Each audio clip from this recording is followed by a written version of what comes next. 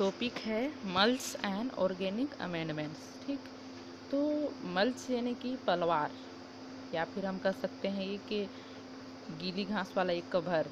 ठीक, और organic amendments मतलब इनका जैविक संशोधन किस प्रकार होता है। ठीक है, तो मल्च क्या है, इसको हम बोल सकते हैं पलवार या मल्चिंग। ठीक, तो गीली मिट्टी की सतह पर लागू सामग्री की एक परत है। ठीक, तो मल्च लगाने के कारणों में यह है कि सोइल की नमी का संरक्षण करना, ठीक, मृदा की उर्वरता और स्वास्थ्य में सुधार लाना, खरपतवार की वृद्धि को कम करना, ये सब। ठीक, तो मल्च प्लांट के बीच की मिट्टी को के मटेरियल को, ठीक, एक परत के साथ कवर करता है। यह गर्मियों में जड़ों और बल्बों को ठंडा करता है और सर्दियों में उनको गर्म रखता है। ठीक, तो मल्च के कारण पानी की आवश्यकता भी कम होती है।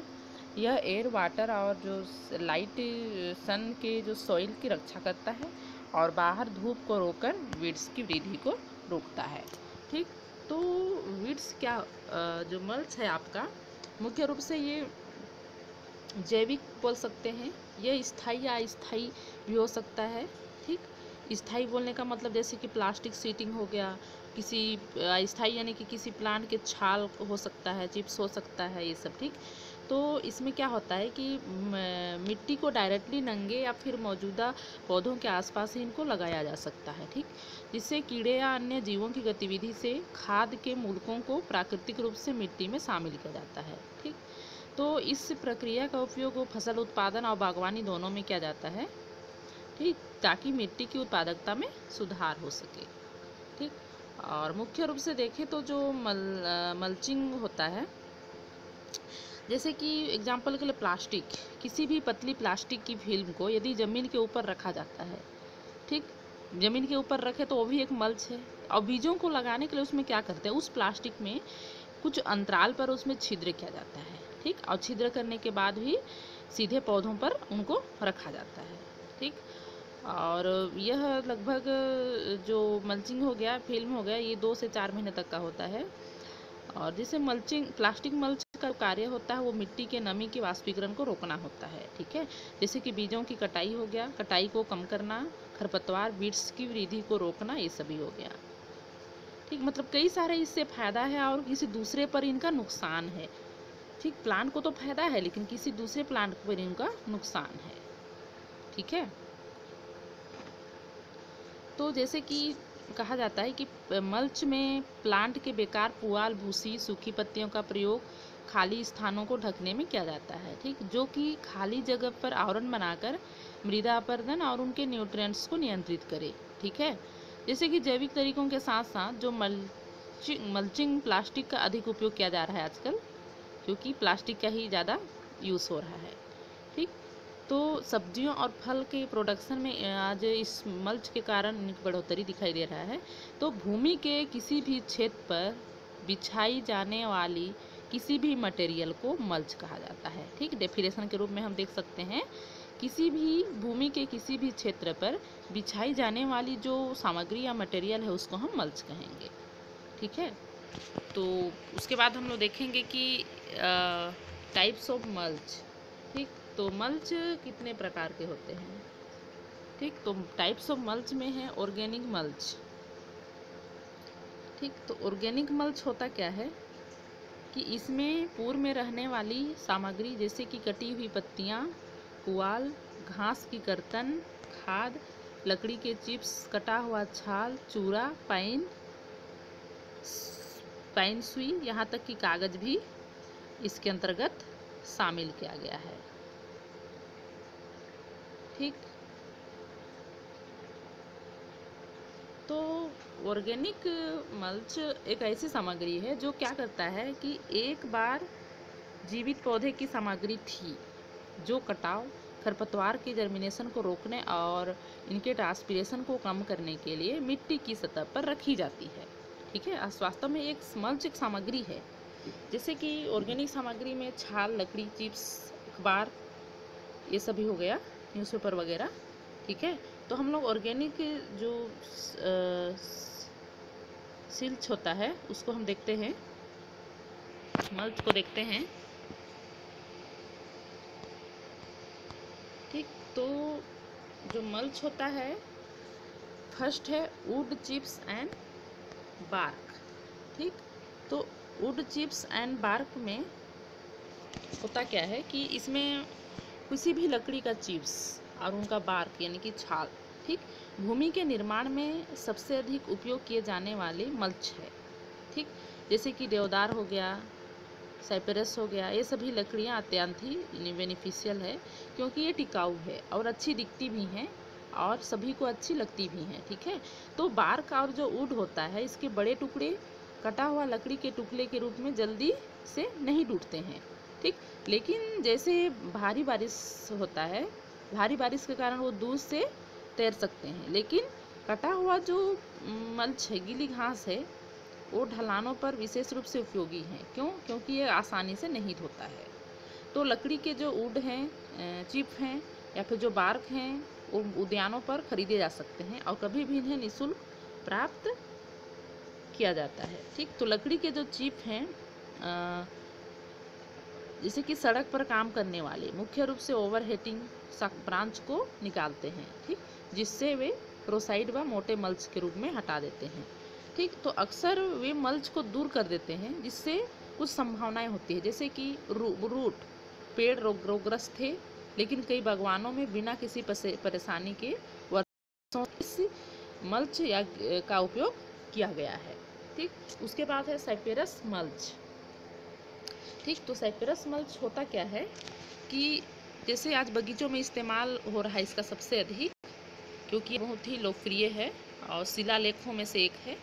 यदि आप इसे सिलेक्ट करते हैं तो अपने सप्लायर से मल्च के स्रोत के बारे में पूछना ज़रूर करें। ठीक, तो आपका जो साइप्रस होता है वो मल्च की मांग ने कई सारे इसका यूजफुल बताया है। जैसे कि लुइसियाना नामक एक प्लेस है जहाँ क्या होता है कि आर्द्र भूमि को इतनी बुरी तरह से यह बदल देता है कि वे तूफान या बाढ़ के पानी को अवशोषित करने के लिए अपने प्राकृतिक कार्य को पूरा नहीं कर सकते हैं। ठीक, उसके बाद तीसरा है स्ट्रो यानी कि पुआल। ठीक, क्योंकि यह बहुत ही सजावटी नहीं है, लेकिन सभी बागानों में आज नए सीड के लॉन में पुआल का सबसे अधिक उपयोग मल्च के रूप में किया जा रहा है। ठीक, तो यह वनस्पतिक उद्यानों में अच्छी तरह से काम करता है। ठीक है, क्योंकि यह मिट्टी में सुधार करता है, क्योंकि यह कम हो जाता है और इस बीच बगीचे में घूमना आसान बनाता है। ठीक, तो जो 12 मासी के लिए सर्दियों की जो गीली घास है उसके रूप में उपयोग करने के लिए स्ट्रो यानी कि पुआल एक अच्छी सामग्री है। ठीक, और इसमें यह भी सावधानी बरतना चाहिए कि घास या पुआल का उपयोग ना करें जिसमें बहुत अधिक खरपतवार के सीड शामिल हैं। मतलब हमें सेलेक्ट किए हुए स्ट्रो या पुआल का ही यूज करना चाहिए। ठीक, उसके बाद चौथा है पाइन नीडिल। ठीक, पाइन नीडिल की 2 इंच की परत एसिड लविंग पेड़ों और झाड़ियों के लिए बहुत ही उत्कृष्ट या आकर्षक मल्च के रूप में यूज कर सकते हैं। उसके बाद है कोकोआ बीन हुल्स। ठीक, तो कई माली क्या करते हैं, कोकोआ की फलियों को गीली घास के रूप में भी इस्तेमाल करते हैं। कोकोआ के जो बीन्स हैं उसको भी मल्च के रूप में, गीली घास के रूप में या पलवार के रूप में यूज करते हैं। ठीक, वे एक सुंदर रंग है, कलर है और बहुत ही आकर्षक खुशबू भी है, क्योंकि यदि क्षेत्र में पालतू जानवरों की अनुमति है तो कोको बीन मल्च से बचना चाहिए। क्यों? क्योंकि यह थोड़ा हानिकारक होता है। इसमें थियोब्रोमाइन होता है जो कुत्तों और बिल्लियों के लिए विषैला होता है। ठीक है, तो कई कुत्ते क्या करते हैं, जो कोको बीन मल्च है उसके लिए आकर्षित होते हैं और इसका परिणाम क्या होता है, लास्ट में मृत्यु या घातक होता है। ठीक है, उसके बाद छठवां है अदर ऑर्गेनिक मल्च। और दूसरा और ऑर्गेनिक मल्च के रूप में हम क्या क्या यूज कर सकते हैं। ठीक है, तो अदर ऑर्गेनिक मल्च मटेरियल में जैसे कि इसमें हो गया कंपोस्ट।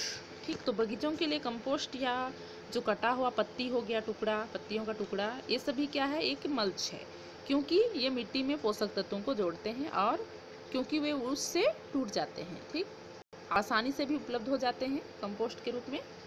तो पत्तियों के सड़ने के बाद उन्हें क्या करते हैं, मिट्टी में खोद कर एक नई परत डालते हैं, ठीक। और घास की जो कर्तन हो गया वो आपके लॉन पर छोड़ी जा सकती है।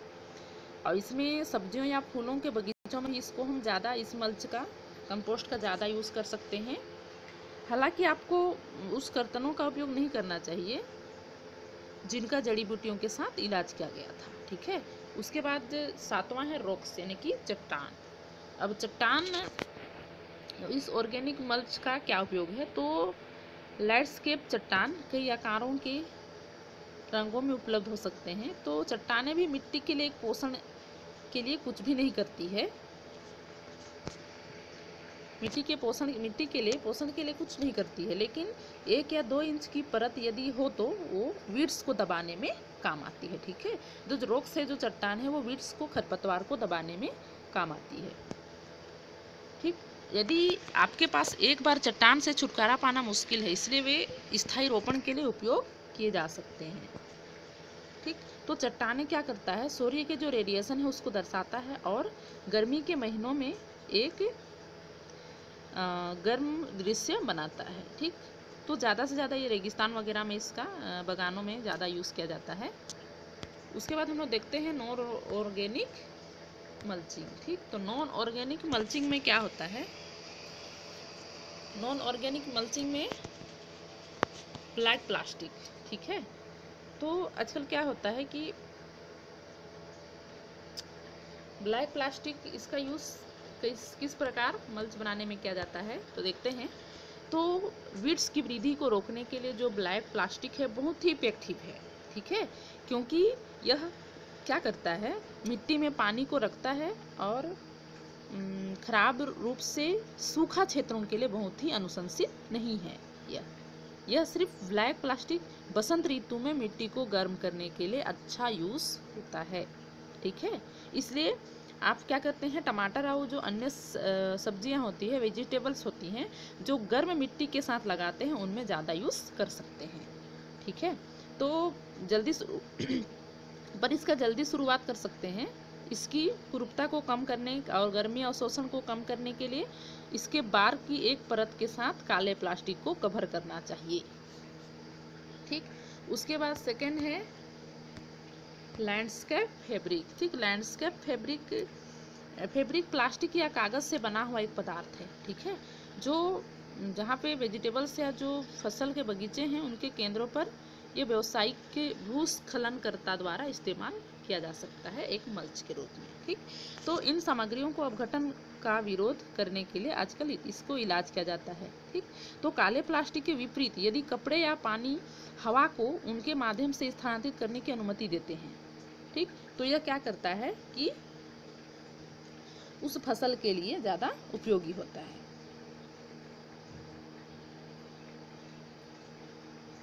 ठीक। तो खरपतवार के द्वारा इसका लाभ हो सकता है, जैसे कि लकड़ी के चिप्स या फिर कपड़ा के ऊपर उगने वाले जो खरपतवार हैं वो भी इसके द्वारा नष्ट हो सकता है, ठीक। उसके बाद फोर्थ है न्यूज़पेपर, ठीक। तो न्यूज़पेपर एक उत्कृष्ट प्रकार का मल्च बनाता है, ठीक। न्यूज़पेपर भी तो 12मासी झाड़ियों के आसपास यदि वीड्स या खरपतवार को चिकना करने के लिए इसका उपयोग हम कर सकते हैं, ठीक। तो न्यूज़पेपर को छिपाने के लिए ऊपर की ओर लकड़ी की चिप्स या फिर प्राकृतिक मल्च की एक भारी परत लागू करना चाहिए। इसे दूर उड़ाने से रखें, यानी कि हम लकड़ी इसलिए करना चाहिए कि न्यूज़पेपर ना उड़ सके, ठीक। तो जो न्यूज़पेपर है वो प्लास्टिक से बेहतर मल्च हो सकता है क्योंकि यह विघटित हो जाएगा। और उद्यानों में चमकदार कागज़ का उपयोग नहीं करना चाहिए, क्योंकि जो स्याही होता है वो मिट्टी में लीच को खराब कर देता है, ठीक है।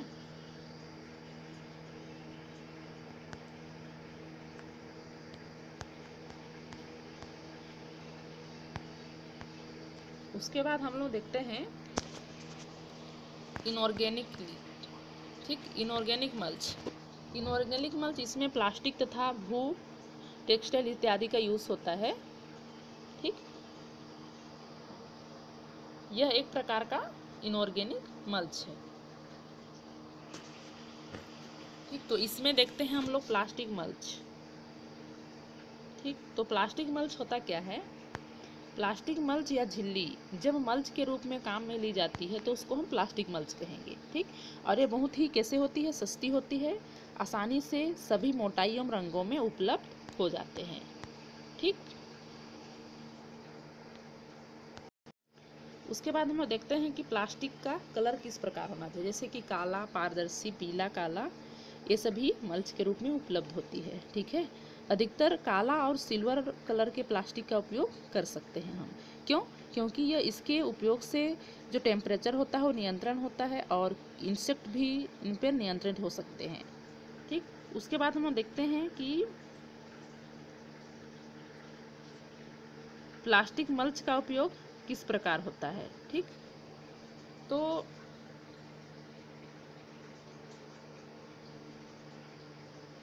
जैसे कि यूज़ ऑफ प्लास्टिक मल्च, ठीक। तो कई सामग्रियों का उपयोग मल्च के रूप में किया जाता है, जो क्या करता है, मिट्टी की नमी को बनाए रखता है, मिट्टी के तापमान को नियंत्रित करता है, वीड्स को दबाने का भी काम आता है, ठीक।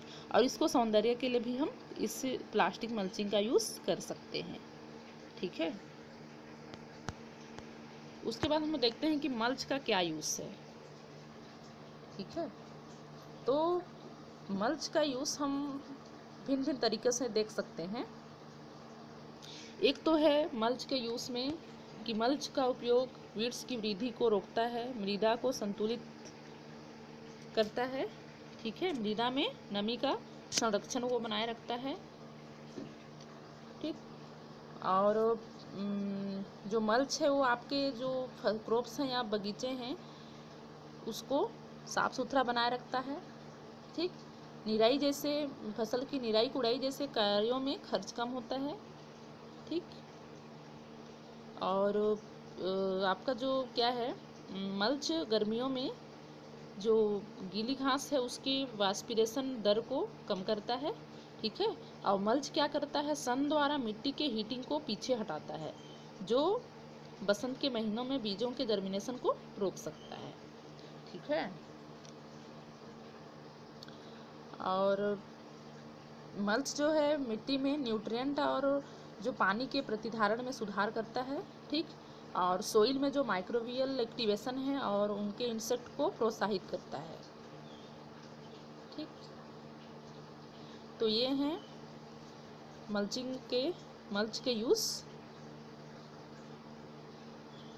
ठीक।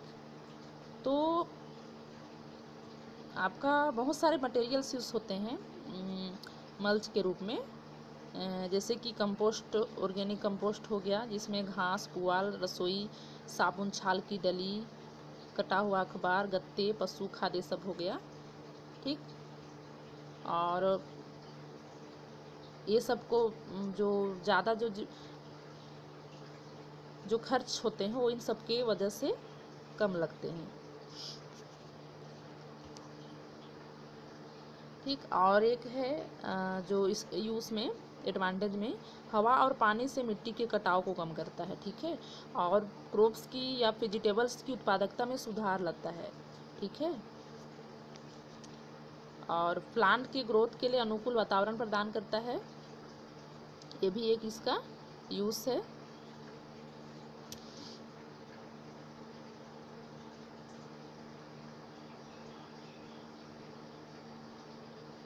और इसके यूज़ में और भी हो सकते हैं,